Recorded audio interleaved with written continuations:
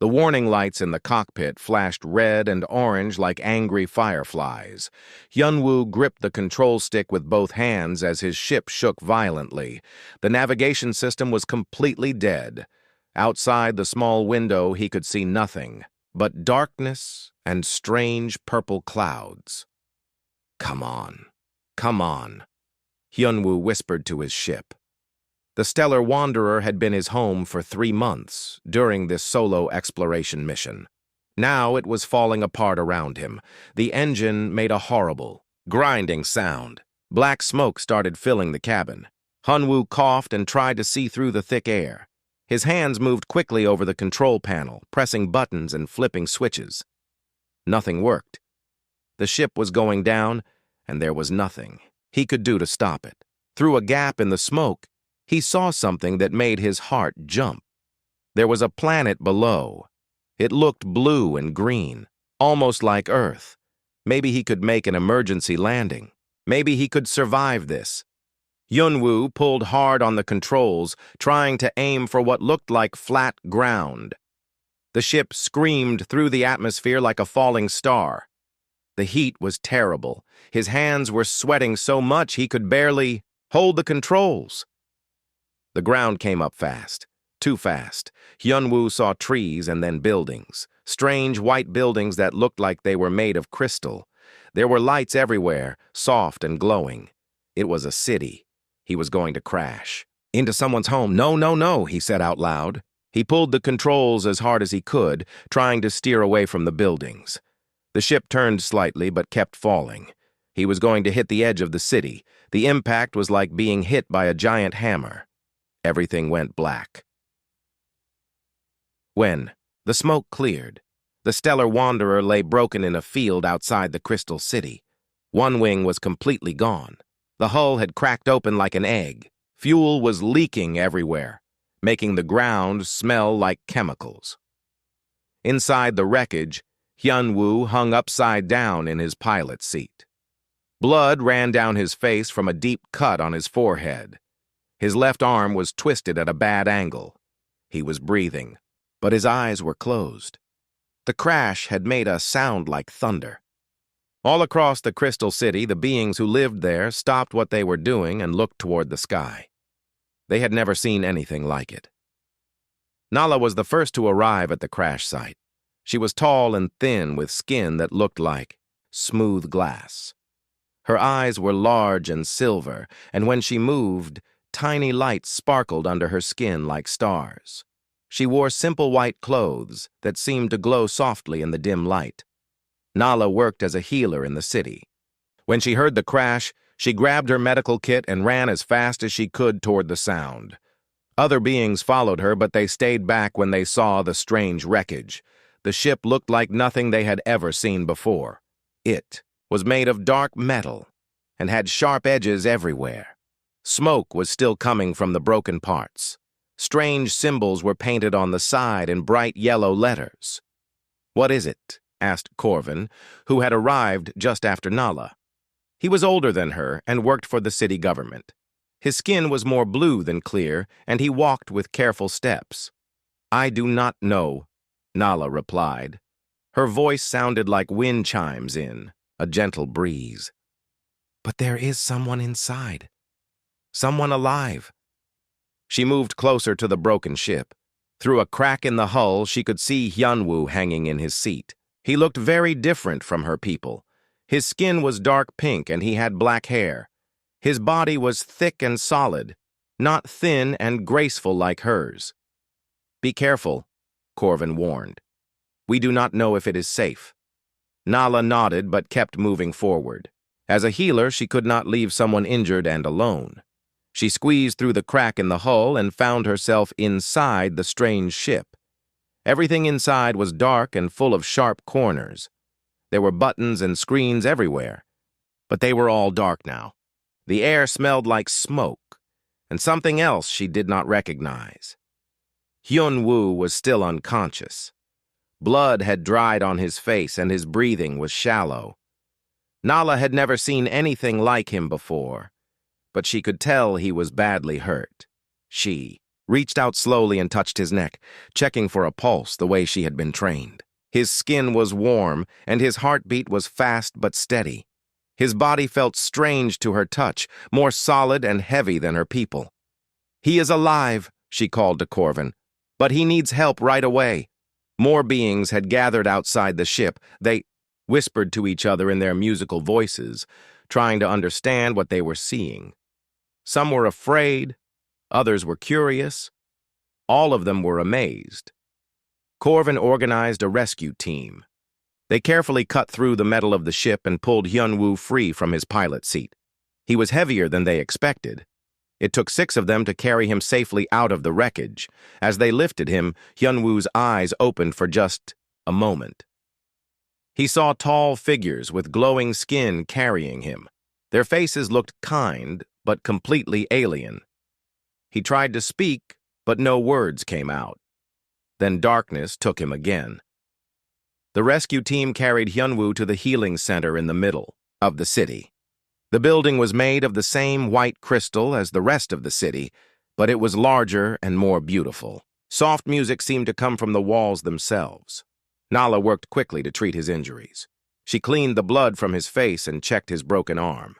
She had never treated someone like him before, but his body seemed to work the same way as her people in many ways. The biggest worry was his head injury. He had hit his skull very hard in the crash. Nala could see swelling around his brain using her healing instruments. This kind of injury could cause many problems: memory loss, confusion, fear, anger. She did everything she could to help him heal. Outside, Corvin was trying to understand what had happened. The strange ship had come from space. That much was clear. But where in space? And why?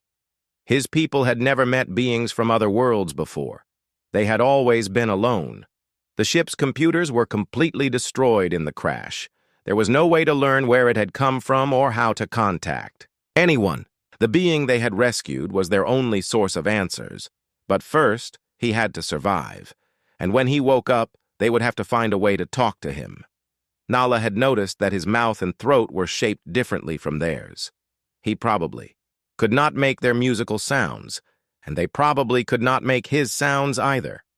As the night passed, more and more of the city's people came to see the crashed ship. Word spread quickly through their community. A being from the stars had fallen from the sky. He was injured and alone, far from his home. Some of the people were excited. Finally, proof that they were not alone in the universe. Others were worried. What if more ships came? What if they were not as peaceful as this one seemed to be? Corvin shared these worries. He posted guards around the healing center and sent messages to the city's leaders. This was the most important thing that had ever happened to their people. They had to be ready for anything. In the healing center, Nala sat beside Hyunwoo's bed and watched him sleep. His face looked peaceful now that the pain medicine was working. She wondered what his world was like. She wondered if he had family, waiting for him somewhere among the stars. She also wondered if he would be afraid when he woke up. Everything here would be strange to him. The buildings, the people, even the air might smell different from his home world. But that was a problem for tomorrow. Tonight, her job was to keep him alive and help his body heal. Tomorrow would bring new challenges that none of them were prepared for. Hyunwoo woke up slowly. His head felt like someone was hitting it with a hammer over and over again. The pain was so bad he could not think clearly. Everything around him looked wrong and strange. The ceiling above him was white and seemed to glow with its own light. There were no electric bulbs or lamps that he could see. The walls curved in ways that made no sense. Everything was too smooth, too perfect, like it was made from one giant piece of glass. He tried to remember where he was. The last thing he could recall was being in his ship. But this was not his ship. This place was too big and too bright. The air smelled different, too. It smelled like flowers and something else he could not name. Hyunwoo tried to sit up, but something was holding him down. Soft bands were wrapped around his chest and arms. They did not hurt, but they kept him on the bed. He pulled against them. but they were stronger than they looked. "What is this place?" he said out loud. His voice sounded strange in the quiet room. The walls seemed to absorb his words instead of echoing them back. He looked around more carefully. There were machines near his bed, but they did not look like any machines he knew. They had no buttons or screens. Instead, they seemed to be made of the same glowing material as the walls. They made soft humming sounds like they were alive. Hyun-woo's heart started beating faster. Where was he? How did he get here? The more he tried to remember, the more his head hurt. There were pieces missing from his memory, like someone had cut holes in his thoughts. He heard footsteps outside his room. They sounded light and careful, not like human footsteps at all. Someone was coming. Maybe they could tell him where he was and what had happened to him. The door opened without making any sound. A tall figure walked into the room. Hyun-woo's eyes went wide with shock and fear. The being that entered was not human. It was much taller than him and very thin. Its skin looked like it was made of clear glass with lights moving underneath. Its eyes were huge and silver, taking up most of its face. When it moved, it made no sound at all. Hyun-woo had never seen anything like it. His damaged mind could not understand what he was looking at. All he knew was that this thing was not human, and he was trapped in a bed with no way to escape. The being spoke to him, but the sounds it made were not words.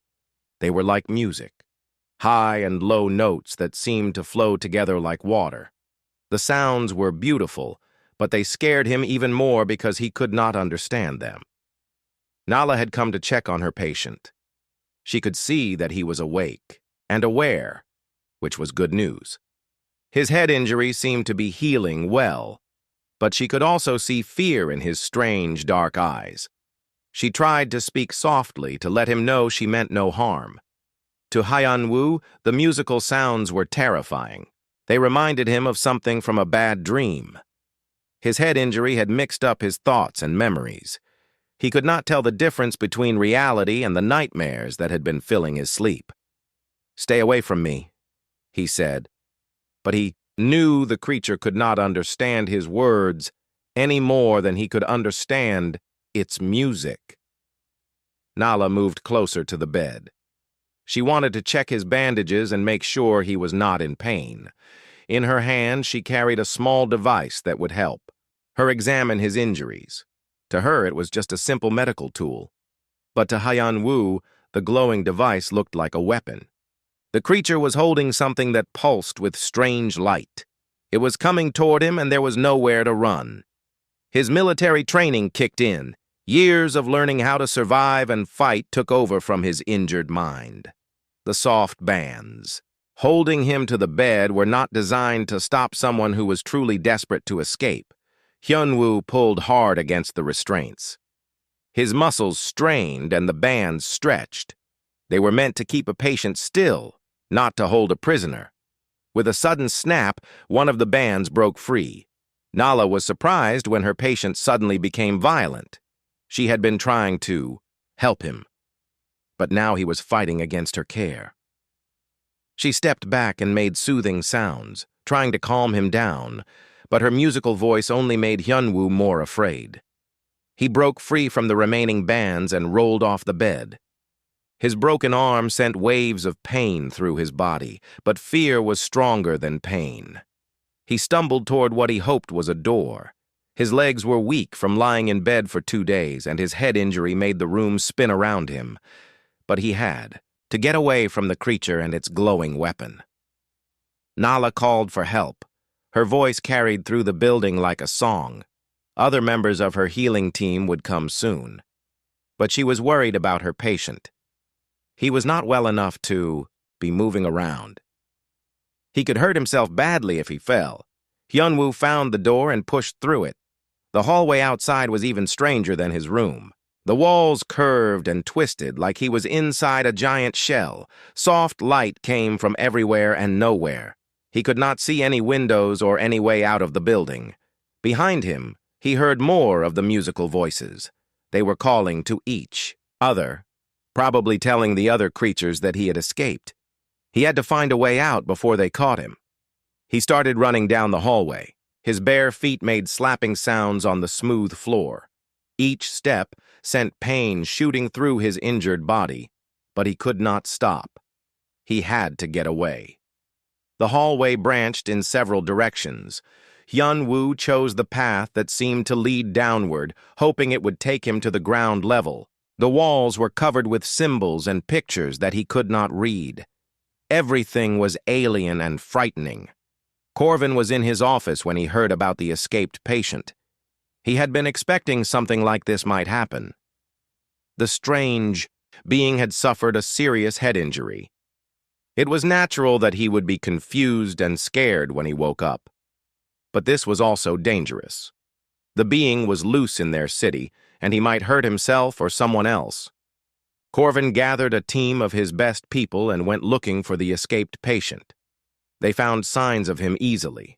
Small drops of blood marked his path through the building. His bare feet had left wet prints on the floor. He was moving toward the lower levels of the healing center. Hyun-woo reached what he thought was the ground floor. He found another door and pushed through it, hoping to find the outside world. Instead, he found himself in a large room filled with more of the glowing machines. This room was different from the others. It had more equipment, and the light was brighter. Strange symbols moved across smooth surfaces like living writing. The air hummed with power. It looked like some kind of laboratory or research facility. To Hyun-woo's injured mind, this looked like a place where experiments were done. Maybe this was where the creatures had brought him. Maybe they were planning to study him like a lab animal. His fear turned to panic. He had to get out of this place right now. He started pushing buttons and touching controls, hoping to find a way to open the doors or call for help. But the alien technology did not respond the way he expected. Some of the machines started making different sounds when he touched them. Lights began flashing in patterns he did not understand. He was making things worse, but he did not know how to stop. Corvin and his team entered the room just as Hyun-woo was frantically trying to operate their equipment. They could see that he was scared and desperate. His movements were wild and uncontrolled. "Careful," Corvin warned his people. "Do not frighten him more than he already is." But to Hyun-woo, the arrival of more creatures meant that his worst fears were coming true. They had found him. Now they would drag him back to their laboratory and do terrible things to him. He pressed more buttons, hoping something would help him escape. The machines responded with new lights and sounds. Some of them were connected to systems throughout the building. His random button pushing was starting to affect things he could not see or understand. Corvin tried to approach slowly, making gentle sounds that were meant to calm the frightened being. But every step he took made Hyun-woo more desperate. The room was filling with strange energy. The machines were working harder, responding to the chaos of human panic and alien technology mixed together. Neither side understood what was happening, but both could feel that something important was beginning to go wrong. Hyun-woo pressed one more button, hoping it would set him free. Instead, it would soon trap everyone on the entire planet.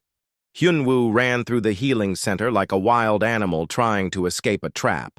His bare feet slapped against the smooth floors as he searched for any way out. Every door he tried led to more strange rooms filled with alien technology that he could not understand. His head wound was bleeding again.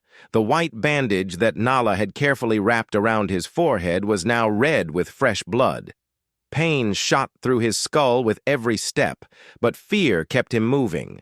Behind him, he could hear the musical voices of his pursuers getting closer. They were not running like humans would. Instead, they moved with smooth, flowing steps that made almost no sound. But Hyun-woo could sense them following him through the twisting hallways. He turned a corner and found himself facing a new type of door. This one was larger than the others and had strange symbols glowing around its edges. When he got close, the door opened by itself with a soft whoosh of air. The room beyond was unlike anything he had seen so far. It was enormous, with a ceiling that stretched up so high he could barely see the top. The walls were covered with thousands of glowing panels and screens. Streams of light moved between them like rivers of electricity. This was the central administrative complex of the Villani city. It was the heart of their civilization, the place where all the important systems were controlled. Few beings were allowed inside, and none without special training. But Hyunwoo did not know any of this. To his damaged mind, it looked like the control room of some giant spaceship, or maybe a military command center. His paranoid thoughts told him that this was where the aliens planned their attacks on other worlds. Two beings were working in the massive room when he stumbled in. Leora was the chief systems administrator, responsible for managing the city's power, transportation, and communication networks. She was older than Nala, and her glass-like skin had a golden tint that showed her years of experience. Thex was her security coordinator. His job was to protect the complex from any threats, though in their peaceful world, threats were almost unknown. His skin was darker than the others, with blue and silver patterns that marked him as a guardian. Both of them were shocked to see the injured alien burst into their most secure facility. This room contained systems that could affect the entire planet. No untrained being should ever be allowed inside. How did he get past the security barriers? Thex asked in his musical voice. The medical emergency override must still be active, Leora replied. The building systems think he is a patient who needs help. They moved toward Hyunwoo slowly, trying not to frighten him further. But their approach only confirmed his worst fears. These aliens had been waiting for him. This was all part of their plan. Hyunwoo backed away from them until he bumped into one of the control panels. The surface was covered with glowing symbols and touch-sensitive areas. When his hand pressed against it, several lights began flashing in new patterns. Careful, Leora warned. That panel controls the atmospheric processors for the northern districts. But Hyunwoo could not understand her musical words. All he heard were the same terrifying sounds that had been chasing him through the building. He spun around and started, pressing more controls, hoping to find something that would help him fight back or escape. The control panels responded to his touch in ways that confused everyone in the room, including Hyunwoo himself. The Villani technology was designed to work with their calm, deliberate thought patterns. It had never been exposed to the chaotic bioelectric activity of a panicked human brain. Each time Hyunwoo touched a new control, it sent his heart rate, brain waves, and stress hormones into the system. The computers tried to interpret these signals, but they were unlike anything in their programming. The bioscanners are going crazy, Leora said, watching her displays fill with error messages. His life signs do not match anything in our database. Thex tried a different approach. He activated what he thought were calming environmental controls, hoping to reduce the stranger's obvious distress. The lights in the room dimmed to a soft blue, and gentle music began playing from hidden speakers. But to Hyunwoo, the dimming lights meant that they were preparing to attack him in the darkness. The music sounded like the hunting calls of dangerous predators. His panic reached new levels. He began hitting the controls harder and faster. His injured mind told him that somewhere in this maze of alien technology, there had to be a weapon he could use or an alarm he could trigger to call for help from his own people. The systems tried to process his input, but human biorhythms were too unpredictable. Each touch sent waves of chaotic data through the city's networks. Traffic control systems started receiving conflicting commands. Communication arrays began switching frequencies randomly. Deep underground, in sections of the complex that had not been accessed for centuries, ancient systems began to stir. The planet's original defense grid had been built during a time of war, long before the Villani had become the peaceful people they were today. These old systems were designed to respond to signs of invasion or attack. They monitored for specific biological and electromagnetic signatures that would indicate hostile forces. For hundreds of years, they had remained dormant because nothing had ever triggered their activation protocols.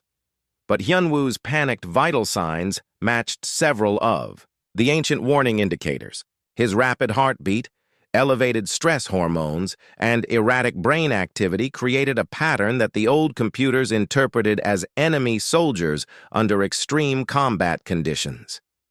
"Something is wrong with the deep systems," Leora said, her voice filled with worry. "I am seeing activation signals from sectors that should be completely offline." Thex checked his security monitors and saw the same troubling data. "The biothreat analyzers are showing critical alerts, but that is impossible. We have not had those systems active for over 300 years. Neither of them understood what was happening. The connection between Hyunwoo's human physiology and their ancient defense systems was beyond anything they had ever imagined. Hyunwoo continued to press buttons and touch controls, driven by desperation and fear. Each action sent more chaotic signals through the network. The defense systems interpreted his continued activity as proof that multiple enemies were present and actively engaging their forces. Warning lights began flashing throughout the complex. Automated voices started speaking in the old language that few Villani still understood. Emergency protocols that had not been used since the early days of their civilization began to activate. "We need to stop him before he damages something important," Thex said. He started moving toward Hyunwoo with more determination, but Leora held up her hand to stop him. She was watching her screens with growing horror as system after system came online without her commands. "It is too late," she whispered. "He has already triggered something we cannot control. In the depths of the planet, massive generators that had slept for centuries began to hum with power. Shield projectors the size of buildings started extending toward the surface. Communication jammers prepared to block all signals leaving the atmosphere. The ancient defense grid had decided that their world was under attack. It was preparing to protect the planet in the only way it knew how. It was going to lock down everything, and everyone until the threat was eliminated. Hyunwoo pressed one final button, hoping desperately that it would open a door or send a message to his ship. Instead, it sent the final activation signal that the defense systems had been waiting for. Across the planet, energy shields began rising from hidden installations. The lockdown had begun. Corvin and his rescue team finally reached the control room just as the planetary defense grid came fully online. They found Hyunwoo collapsed against a control panel, exhausted from his frantic efforts to escape. Leora and Thex stood frozen in shock, watching their screens show systems they had never seen before. "What has he done?" Corvin asked, though he was afraid he already knew the answer. Outside, the first signs of the lockdown were becoming visible. A faint shimmer appeared in the sky as the energy barriers formed high above the clouds. Communication devices throughout the city stopped working. Transportation systems ground to a halt. The human had not meant to trap an entire planet. He had only been trying to save himself. But fear and misunderstanding had combined with ancient technology to create a disaster that none of them knew how to fix. The peaceful world of the Villani was now a prison, and they were all trapped inside it together. The sky above the Villani city began to change. What had started as a faint shimmer was now growing stronger and more visible. Bands of blue and silver light stretched across the heavens like giant ribbons. The energy shields were rising from deep underground installations that had been hidden for centuries. Citizens throughout the city stopped their daily activities to stare upward in wonder and fear. Many of them had never heard of the old defense systems. The stories of their warlike past had faded into legend over the generations of peace. Elder Zephys was in his meditation garden when the first alerts reached him. He was the oldest living. Villani, over 400 years old, and one of the few who remembered the stories his grandfather had told about the ancient wars. His assistant, a young being named Kira, came running to find him. Her usual musical voice was high and strained with worry. "Elder, something terrible is happening. The sky is changing and our communication systems have stopped working. No one can contact the other cities." Zephys looked up at the growing light, patterns above them. His old memories stirred, bringing back half-forgotten tales of the great shields that had once protected their world from invasion. "Send word to all the district leaders," he said, his voice calm despite the growing crisis. "Tell them to gather in the council chambers immediately and find out what happened at the Central Administrative Complex." But even as he spoke, he knew that sending word would be difficult. The defense systems were designed to prevent any information from leaving the planet. That included blocking communications between different parts of their own world. Across the city, the effects of the lockdown were spreading rapidly. Public transportation pods that glided silently through the air suddenly lost power and settled gently to the ground. Personal communication devices went dark. Even simple things like automatic doors stopped working properly. In the industrial districts, manufacturing plants shut down as their control systems received conflicting signals. Workers stood around in confusion, watching their familiar machines act in strange ways. Some equipment seemed to be preparing for war, switching to emergency production modes that had not been used for centuries. The port where visiting traders came to exchange goods was in chaos. Several cargo ships from other worlds were trying to leave when the shields activated. They found themselves trapped inside a barrier they could not see or understand. Captain Vex of the trading vessel Starwind was the first to test the barriers. His ship was loaded with rare crystals bound for the Andorian colonies. When his engines failed to engage, he thought it was a mechanical problem. "Run a full diagnostic," he ordered his crew. "Check every system."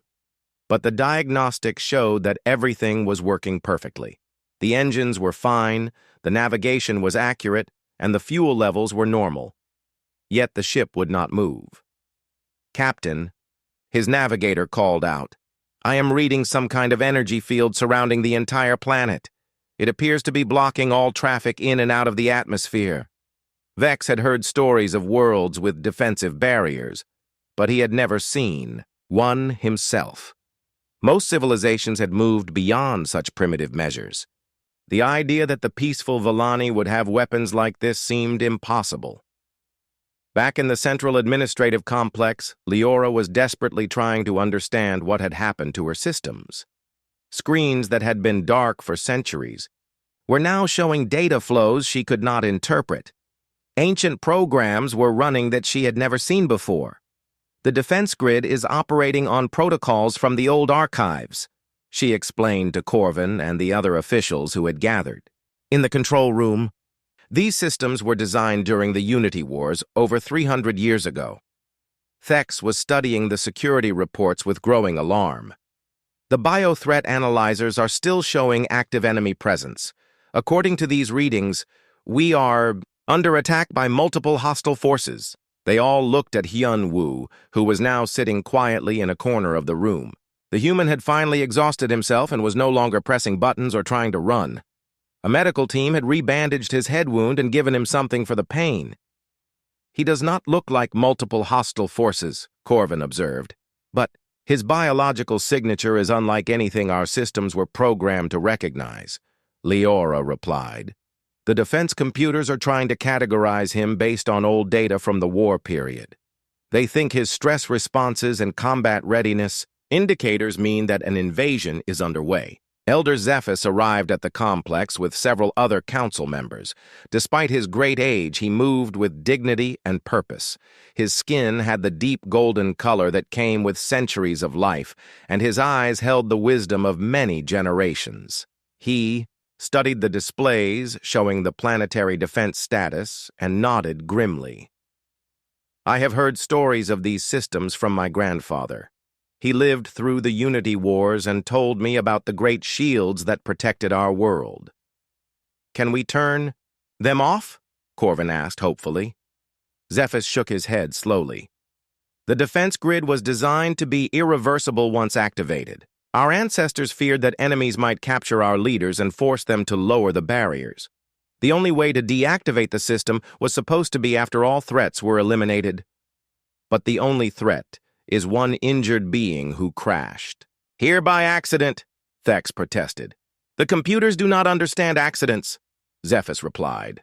"They only know what their programming tells them. And right now, they believe we are under attack." Leora showed them the bio-monitoring data that had triggered the crisis. Hyunwoo's vital signs were displayed on screens throughout the room, creating patterns of light that pulsed with his heartbeat. "Look at these readings," she said, pointing to the chaotic waveforms. "His brain activity is completely different from ours. His emotional responses create electrical patterns that our systems interpret as military communications. Even now, while he is resting, his presence is keeping the threat level elevated. The computers think he might be some kind of advanced scout, reporting back to a larger invasion force." Through the tall windows of the control room, they could see the shields growing stronger. What had started as faint light in the sky was now a solid barrier of energy. The dome covered their entire world from pole to pole. Elder Zephys walked over to where Hyunwoo was sitting. The human looked up at him with tired, frightened eyes. Despite the language barrier, both beings could sense that the other was not truly an enemy. "He is scared and far from home," Zephys said quietly.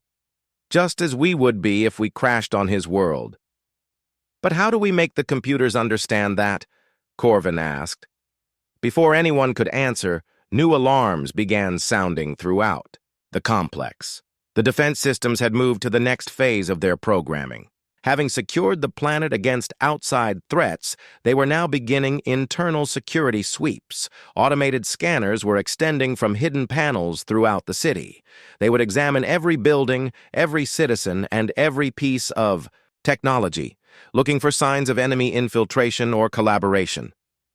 "This is getting worse," Leora said, watching her screens fill with new security protocols. "The system is now going to start questioning our own people. Anyone who shows signs of stress or fear might be labeled as a potential threat." The irony was terrible. The defense grid that was supposed to protect the Villani was now preparing to treat them as possible enemies. And it was all because one frightened human had pressed some buttons while trying to escape what he thought was a trap. Hyunwoo seemed to understand that something very bad was happening. He could not read the alien displays, but he could see the worry and fear on the faces around him. His own actions had caused this crisis, though he still did not fully understand how. He tried to stand up, thinking maybe he could help somehow. But the movement caused new spikes in his bio readings, which immediately triggered additional security alerts throughout the system. "He needs to stay completely calm," Leora warned. "Any increase in his stress levels makes the computers think the threat is escalating." But staying calm was almost impossible under the circumstances. Hyunwoo was trapped on an alien world, surrounded by beings he could not understand, and now he was learning that his presence was somehow dangerous to everyone around him. Outside the complex, the internal security sweeps were beginning. Citizens found themselves being scanned by devices they had never seen before. Most of them cooperated because they trusted their leaders. But the stress of the unusual situation was starting to show. Children began crying when the strange machines approached them. Adults worried about their families in other parts of the city. Elderly beings like Zephys found themselves remembering stories of the bad old days when fear and suspicion had ruled their world. The ancient programs began preparing for the final phase of their defensive strategy. If they could not identify and eliminate the specific threats to the planet, they would implement total isolation protocols. Every citizen would be confined to their homes. All activities would be monitored constantly. The world would become a prison U. Dr. Yuna had been searching for her missing colleague for 3 days when she finally picked up the emergency beacon from his crashed ship. The signal was weak and distorted, but it was definitely coming from the third planet in this system. She had been part of Hyun-woo's original research team studying ancient civilizations in this sector of space. When his ship had disappeared during what should have been a routine survey mission, she had insisted on leading the search effort. Her rescue vessel, the Harmony, was much smaller than the Stellar Wanderer but better equipped for emergency situations. As she approached the planet, her instruments detected something very unusual. "That is not possible," she said to herself, staring at her readings. The entire planet was surrounded by an energy barrier that her sensors could barely penetrate. It was like nothing in the databases of known technology, but she could still detect Hyun-woo's beacon inside the barrier. He was alive, which meant she had to find a way to reach him. Yuna had always been good with languages and had studied xenobiology for most of her career. If Hyun-woo had made contact with an alien species, she might be the best person to help establish communication. Her ship was small enough to slip through a temporary gap in the shields during a routine maintenance cycle. The barrier was designed to keep large vessels out, but her tiny craft barely registered on its sensors. As she descended through the atmosphere, she could see the sprawling crystal city where Hyun-woo's beacon was located. The architecture was beautiful but completely alien. Whoever lived here had a very different way of thinking about space and form. She landed her ship in the same field where the Stellar Wanderer had crashed days earlier. The wreckage was still there, surrounded by curious Villani who had never seen anything like human technology. Yuna emerged from her ship wearing a universal translator device and carrying a medical kit. She was a small woman with kind eyes and gentle movements. Her approach was much calmer than Hyun-woo's panicked arrival. The Villani who saw her were amazed. Here was another being like the one who had caused so much trouble, but this one seemed peaceful and in control of herself. She raised her hands in a gesture that seemed to indicate she meant no harm. Kira was among the group watching the landing. Sight. She had been studying the crashed ship when the new vessel arrived. Cautiously, she approached the newcomer. Yuna activated her translator and tried to speak in simple, basic words. "Hello. I am looking for my friend. His ship crashed here." The translator did its best to convert her words into harmonious tones that resembled Villani speech patterns. The result was not perfect, but it was close enough for basic communication. Kira was delighted to discover that this being could make sounds that were almost like proper language. She responded carefully, speaking slowly, so the strange device could process her words. "Your friend is in the healing center, but there is trouble. Big trouble." Through a combination of the translator device and simple gestures, Yuna learned that Hyun-woo was alive but had somehow triggered a planetary crisis. The exact details were hard to understand, but it was clear that his presence had activated some kind of defensive system. Kira led Yuna through the city toward the central administrative complex. Along the way, they saw the evidence of the lockdown everywhere. Citizens stood in small groups talking worriedly about the strange machines that had appeared to scan them. The sky above was filled with energy patterns that hurt to look at directly. At the complex, Elder Zephys and the other leaders were still trying to understand how to reverse the defense grid activation. They had been working for hours without success, and the situation was getting worse. When Kira arrived with the newcomer, everyone turned to stare.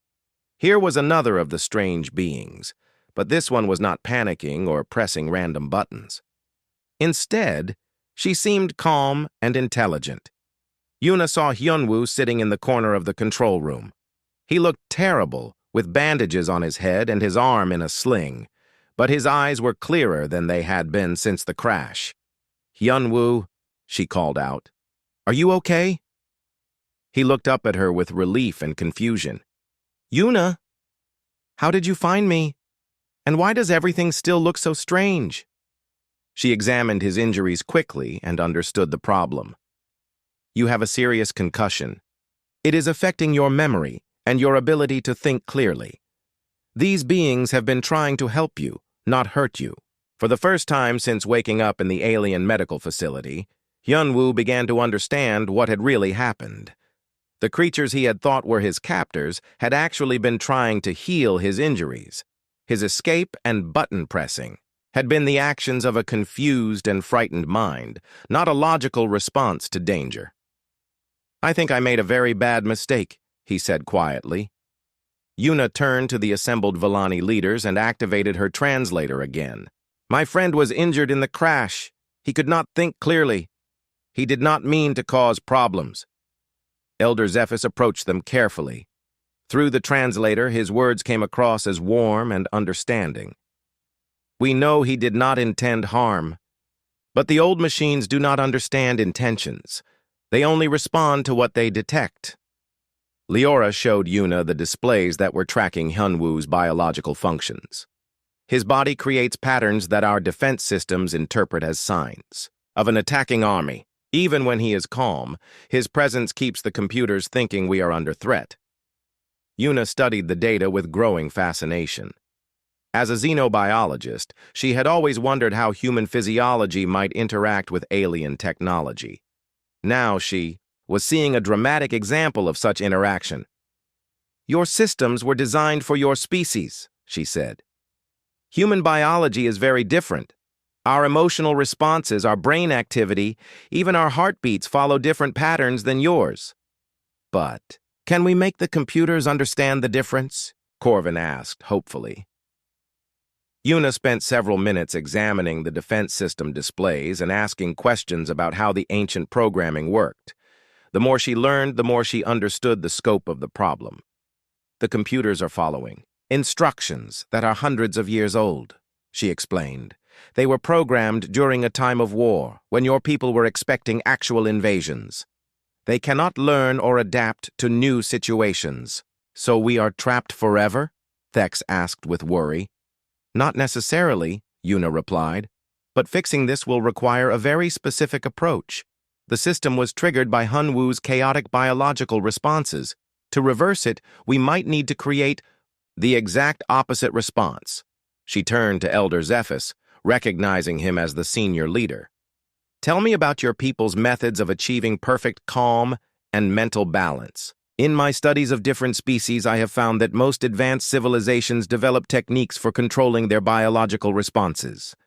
Zephys nodded slowly. "We have practiced the harmony meditation for thousands of years. It allows us to synchronize our thoughts and life signs with the natural rhythms of our world." "Could you teach this technique to a human?" Yuna asked. "I do not know," Zephys admitted. "We have never tried to share it with a being whose mind works so differently from ours." Yuna looked at her injured colleague, then at the worried faces of the Villani leaders.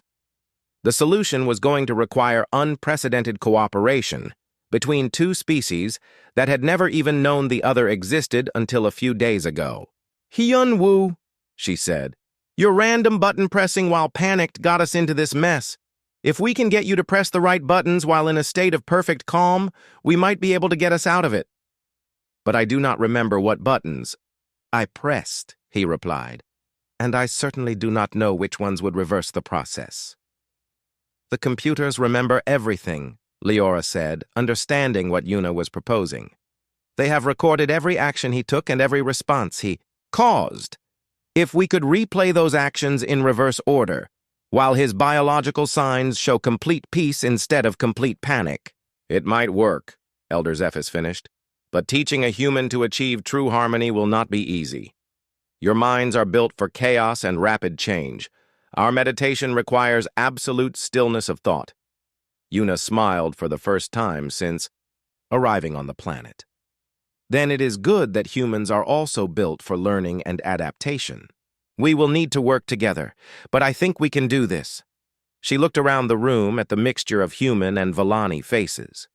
"We have accidentally created the biggest diplomatic crisis in the history of both our species. Now let us see if we can solve it the same way we created it, by working together, even when we do not fully understand each other." Outside, the energy shields continued to pulse in the sky, and the security scanners continued their relentless search for threats. Time was running out, but for the first time since the crisis began, there was hope that it might actually have a solution. The next few hours would determine whether two very different species could bridge the gap between chaos and harmony, between fear and trust, and between the mistakes of the past and the possibilities of the future.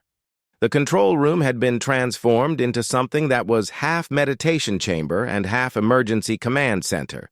Soft Villani music played from hidden speakers, while displays showing the planet's critical systems lined the walls. Elder Zephys sat in the center of the room with Hyunwoo, preparing to attempt something that had never been tried before.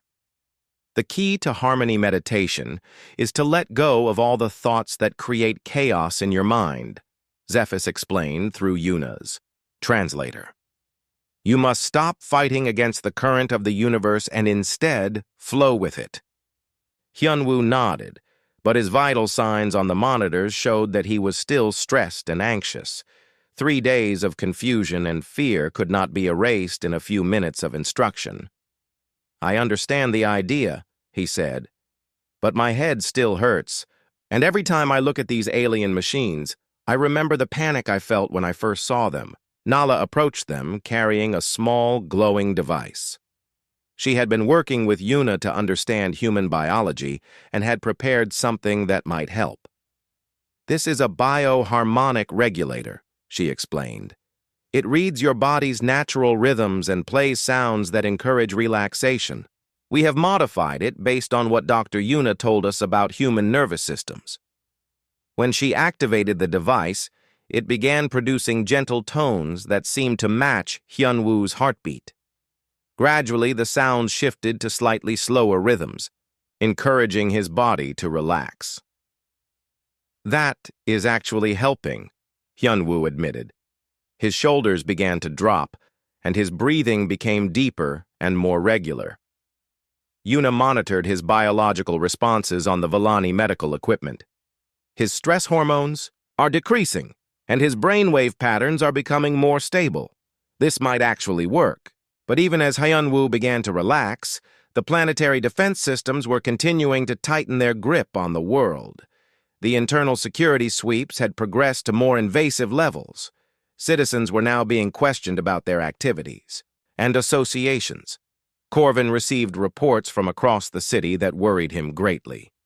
The computers have started flagging people as potential collaborators if they show too much sympathy for our guests.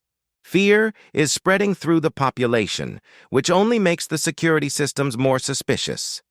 We need to move quickly, Leora added, watching her displays fill with new alerts. The defense grid is preparing to implement martial law protocols. Once that happens, reversing the process will become much more difficult. Elder Zephys understood the urgency, but he also knew that rushing the meditation process would only make it fail. Harmony cannot be forced, he said calmly.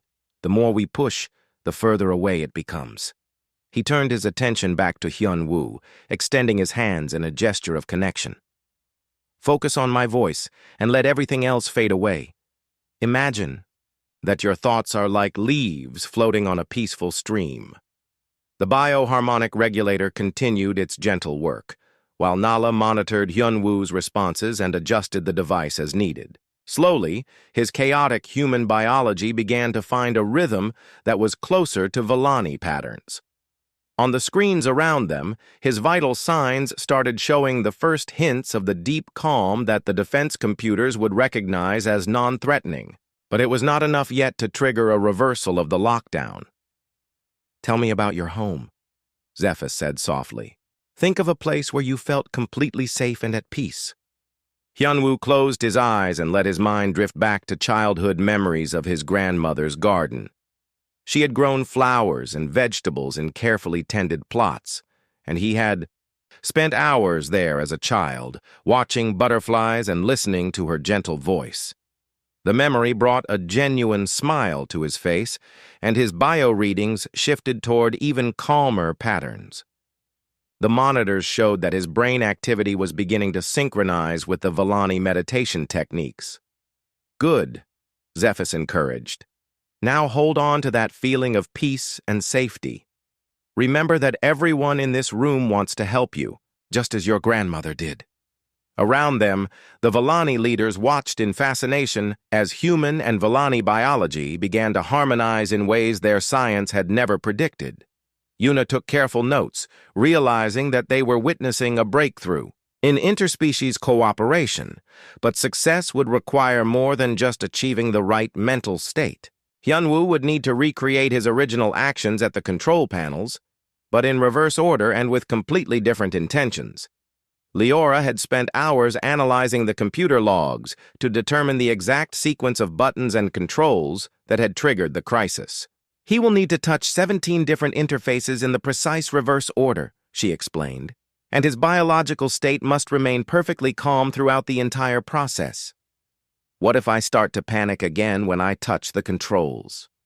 Hyunwoo asked, his worry causing a small spike in his stress levels. That is why I will guide you, Nala said, placing her hand gently on his shoulder. I will stay connected to the bioharmonic regulator and help maintain your calm state. Dr. Yuna will translate my instructions, and Elder Zephys will provide the meditation anchor. Yuna added her own reassurance. Remember, these are not weapons or torture devices. They are tools created by a peaceful people to help manage their civilization.